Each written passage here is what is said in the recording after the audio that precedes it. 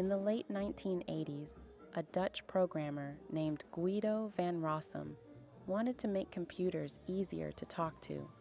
He was frustrated with complex languages that made simple ideas feel heavy. So he started building his own, one that valued clarity, structure, and human rhythm. He called it Python, partly after Monty Python's Flying Circus, because he believed learning should include humor. That small decision shaped its identity: intelligence with lightness. Python spread quickly through universities and research labs. It was easy to read, easy to teach, and open for anyone to change.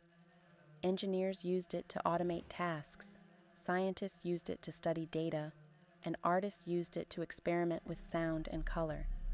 Its ecosystem grew like a network: packages, libraries, and communities linking around the world.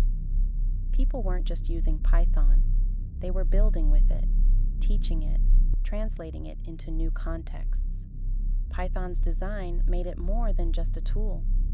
It taught people to think clearly before they typed. Its indentation rules forced discipline. Its syntax encouraged direct expression. In every program, Python asked one quiet question: what are you really trying to say?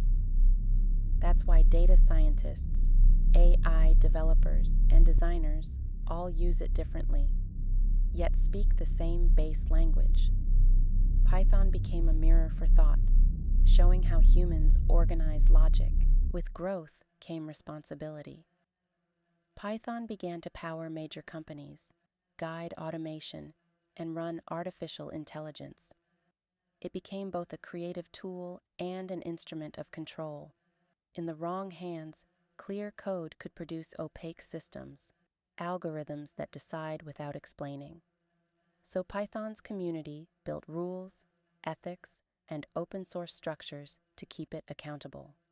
3 decades later, Python remains a living system. It evolves through community, new versions, cleaner syntax, faster interpreters. Every few years, the cycle renews, but the core stays the same: make ideas readable, make knowledge accessible,